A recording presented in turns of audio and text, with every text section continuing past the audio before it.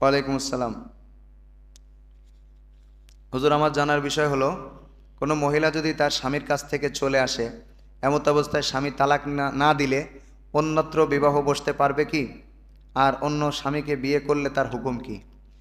স্বামী তালাক না দেওয়া পর্যন্ত স্ত্রী তালাক হয় না। স্ত্রী নিজে নিজে তালাক নেওয়ার কোনো সুযোগ নেই।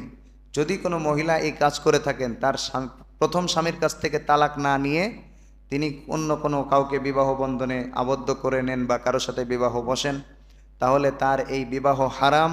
তার সন্তান সবগুলো ওয়ালাদুজ্জিনা বা হারামজাদা, অবৈধ সন্তান, জারজ সন্তান।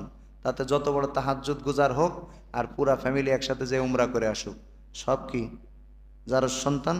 এবং পতিতালয়ে যাওয়ার চেয়ে এটা নিকৃষ্ট, কারণ পতিতালয়ে গেলে মানুষ এটাকে গুনাহ মনে করে, অপরাধ মনে করে। এরা তো স্বামী স্ত্রী, অপরাধ মনে করবে? অন্যের বউকে নিজের ঘরে রাখা, এটা কি জায়েজ? বাস, স্বামীর কাছ থেকে একদম ফুললি ক্লিয়ার হতে হবে, তালাক জোর করে হলেও নিতে হবে। নেওয়ার পরে ইদ্যত পালন করার পরে তারপরে অন্য জায়গায় বিবাহ।